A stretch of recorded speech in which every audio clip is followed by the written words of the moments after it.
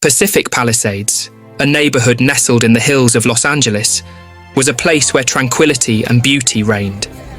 But on this fateful day, the serenity was shattered by a devastating wildfire that swept through the area, leaving destruction and chaos in its wake. The flames, fueled by strong winds and dry brush, spread rapidly, consuming everything in their path. Panic set in as residents scrambled to evacuate, unsure of what the outcome would be. It was amidst this chaos that a hero emerged, one who would risk everything to save a life. Before we begin, let us know where you're watching from, and if you believe in fighting for the helpless and showing kindness to humanity, be sure to like and subscribe for more. Let us begin. In the heart of Los Angeles, where the sky usually kissed the earth with hues of gold and pink, the horizon was now marred by a dark, ominous cloud of smoke. The Palisades Fire, an uninvited guest, roared through the Pacific Palisades, its flames dancing with a ferocity that seemed to challenge the very essence of the city's resilience. Among the many lives touched by this inferno was Sergeant Laura Martinez, a woman whose spirit had been tempered by the fires of war but now faced a very different kind of battle. Confined to a wheelchair since an IED in Afghanistan took away more than just her mobility, Laura had carved out a modest life in a cabin nestled against the hills. A veteran's quiet retreat turned into a potential death trap. As the fire crept closer, the air thickened with the scent of burning wood and the distant, haunting wail of sirens, signaling that time was slipping away. But in the chaos, where fear often reigns, an unexpected hero was about to emerge, not from the ranks of firefighters or first responders, but from a man whose name is synonymous with innovation, Elon Musk. His journey into the heart of the fire was not for profit or fame, but for something far more primal: humanity. Chapter 1, where the fire licked at the edges of civilization, lived Sergeant Laura Martinez. Her cabin, a humble abode nestled against the hills, was now under threat from the advancing flames. Laura, once a fearless Army Ranger, now faced her battles from a wheelchair, her legs taken by an explosion in Afghanistan but her spirit undimmed. Flashbacks painted a vivid picture of her past, Laura leading her squad through the desert, her commands cutting through the chaos of gunfire. She was fearless, a warrior in her prime. But life had a way of changing the battlefield. Now, her fight was against her own body's limitations, each day a testament to her resilience. As she sat by her window, watching the sky turn a fiery red, the contrast was stark. Her medals hung on the wall, reminders of her bravery, juxtaposed with the reality of her current mobility issues.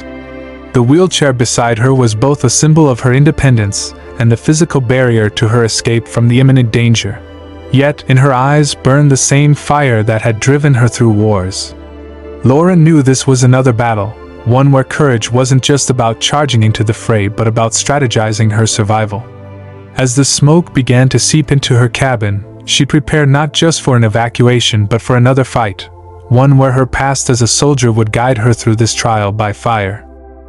Chapter 2, the storm approaches. The smoke began to seep into Laura Martinez's cabin, a silent invader that carried with it the scent of burning pine and fear. Outside, the once tranquil forest had transformed into a nightmare of fire and ash. The sky, which had been a canvas of blue just hours ago, was now a murky gray, tinted with the orange glow of the advancing flames.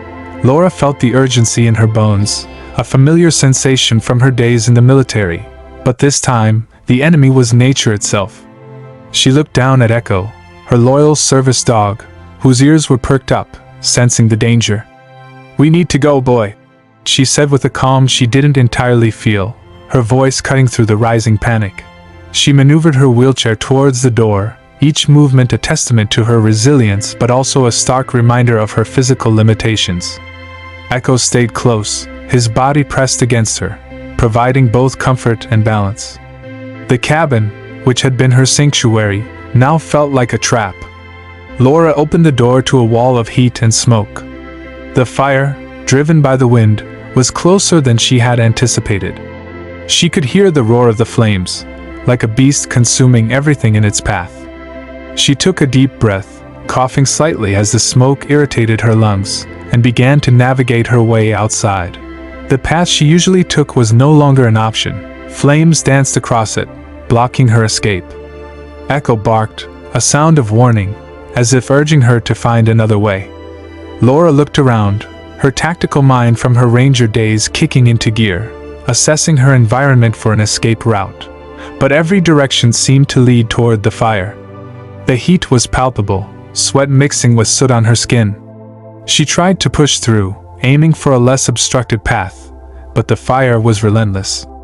Embers fell from the sky like deadly snowflakes, igniting smaller fires around them. Laura's heart raced. She knew they were running out of time. Echo, sensing the dire situation, stayed close, his loyalty unwavering even as the world around them turned to chaos. They were surrounded, the flames forming a ring that seemed to tighten with every passing second. In that moment of peril, Laura's military training wasn't just about survival. It was about keeping her wits, finding a way out even when all seemed lost. But the reality of her situation, her mobility restricted, the fire advancing, it all came crashing down, highlighting the harsh truth of her predicament. The storm of fire had approached, and now they were caught in its eye, with no clear path to safety. Chapter 3. Elon Musk was in Los Angeles, not for a high-tech launch, but for a meeting that had now become secondary to the unfolding disaster. He heard the news on the radio, the urgency in the voices of the broadcasters cutting through the static. The severity of the situation struck him. This wasn't a challenge to be met with technology alone but with humanity. Deciding to act, Musk ventured into the heart of the blaze. His Tesla Cybertruck, designed for resilience, maneuvered through the smoke and debris, its lights cutting through the gloom. This wasn't about showcasing innovation. It was about reaching out to those trapped by the fire's relentless advance. Driving through the affected areas, Musk's mind wasn't on his companies or projects but on the people whose lives were now in peril. He knew his resources could make a difference, not just through technology but through direct action. The roads were becoming impassable, but his determination only grew. He saw homes abandoned, some already lost to the fire, and the occasional figure darting through the smoke. Musk's heart sank with every passing moment, realizing the gravity of the situation. His drive was fueled not by the desire to be a hero but by a deep-seated need to help, a human response to human tragedy. As he navigated closer to the fire's edge, the thought of turning back never crossed his mind. Instead, he was driven by the possibility that he could save someone, anyone. The unexpected hero in this scenario wasn't Elon Musk, the entrepreneur or visionary. It was Elon Musk, the person who chose to act when others might have stayed on the sidelines. The journey into the fire was fraught with danger, but it was also a testament to a spirit that transcends one's usual role, a reminder that in the face of disaster, the truest form of leadership is service. Chapter 4. The Cybertruck's lights cut through the thick smoke, revealing Laura Martinez's cabin, its roof licking with flames, perilously close to being consumed entirely. Elon Musk's heart pounded as he approached, spotting the silhouette of a woman in a wheelchair, her service dog beside her, both struggling against the encroaching fire. Musk leaped from the truck, shouting over the roar of the fire, "I'm here to help!" His voice was a beacon of hope in the chaos. Laura looked up, her expression a mix of relief and urgency. There was no time for introductions. The fire was their common adversary. "We need to move, now!" Laura called out, her voice steady despite the situation. Musk immediately assessed the dire circumstances. He knew they couldn't use the main road. It was likely blocked or consumed by fire. He approached Laura, his mind racing to adapt his plan. "We'll take my truck, but we might need to go off-road," he explained quickly. He helped maneuver Laura's wheelchair closer to the Cybertruck, the falling embers creating a perilous ballet around them. The loading process was tense, fraught with the immediate danger of the fire. Musk, with a strength fueled by urgency, managed to help Laura into the passenger seat, Echo jumping in beside her, his tail wagging nervously but loyally. As they shut the doors, a brief moment of hope pierced the despair. They were now in this together, two strangers bound by the immediate need to escape. Musk glanced at Laura, their eyes meeting in a silent acknowledgement of the gravity of their situation. The truck roared to life, and they began their escape, but the journey was far from over. The fire had not yet released its grip on them, and the real test of their will was just beginning. Chapter 5. The journey through the fire-ravaged landscape was nothing short of harrowing. The main roads were impassable, littered with debris or consumed by the flames. Elon Musk drove off the beaten path, the Cybertruck's suspension and power proving their worth as they navigated through the uneven terrain. Every turn brought new challenges: fallen trees, smoldering patches of forest, and the ever-present threat of the fire catching up to them. Musk's quick thinking was crucial, his knowledge of the area guiding them through paths less traveled. He kept one eye on the road and another on the encroaching fire, his mind racing for solutions. Suddenly, a bridge ahead of them, their only way across a deep ravine, began to crumble under the heat. "We can't go back," Musk muttered, his voice tense. He slammed on the brakes, the truck skidding to a halt just meters from the collapsing structure. Laura, understanding the peril, looked at Musk with unwavering trust. "What now?" she asked, her voice calm but laced with urgency. Musk didn't hesitate. "We have to cross it," he decided, his eyes scanning for any possible way. "But not with the truck." He turned to Laura, his plan clear. "I'll carry you."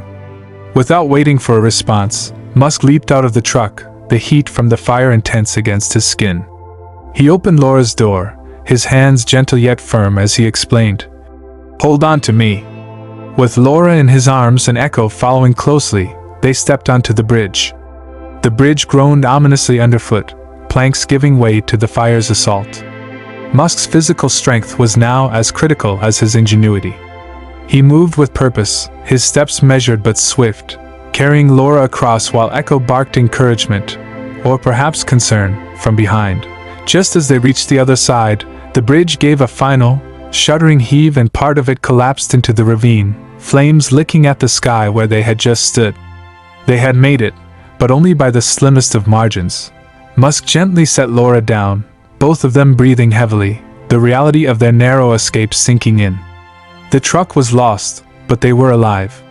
They looked back at the Inferno they had narrowly escaped, the fire a stark reminder of what they had just survived together. Chapter 6. The safe zone was a stark contrast to the chaos they had just escaped, a makeshift camp where firefighters and volunteers worked tirelessly. The air here was clearer, the sounds of sirens and shouts replaced by the hum of generators and the relief of survival. Elon Musk and Laura Martinez, along with Echo, emerged from the wilderness, their arrival met with cheers from the weary but hopeful faces around them. Musk set Laura down near an aid station, both of them covered in soot but alive. The relief of safety was overwhelming, yet there was a calm, a bond formed in the crucible of the fire that lingered between them. Laura looked at Musk, her eyes conveying a depth of gratitude that words couldn't match. "Thank you," she said simply, her voice carrying the weight of their ordeal. But she wasn't one to linger on dependency. Her independence was as much a part of her as her service record. Musk nodded, his own relief mixed with a newfound respect for Laura. He saw in her not just a survivor but a warrior, much like himself in different battles. "You're incredible," he admitted, acknowledging the strength it took for her to face such peril. They shared a moment of silent understanding, a recognition of the warrior spirit in each other. Around them, the camp buzzed with activity. Medics tended to the injured, volunteers offered water and blankets. Yet, in this moment, time seemed to slow for Laura and Musk, the bond of their shared ordeal creating a unique connection. Laura, regaining some of her composure, watched Musk with a knowing smile. "Seems we both know how to fight fires," she remarked, her tone light but carrying layers of meaning. Musk chuckled, the tension of the night easing into a moment of camaraderie. As they settled down, the night around them slowly turning from one of survival to one of recovery, the bond they had forged in crisis was clear. They weren't just rescuer and rescued, they were allies. Survivors. Warriors in their own right. Changed by the fire but not defeated. This inspiring story is brought to you by Imagine Legends. Each new week, we're committing to bringing you inspiring stories of kindness and selfless service to humanity. Please like and subscribe for more.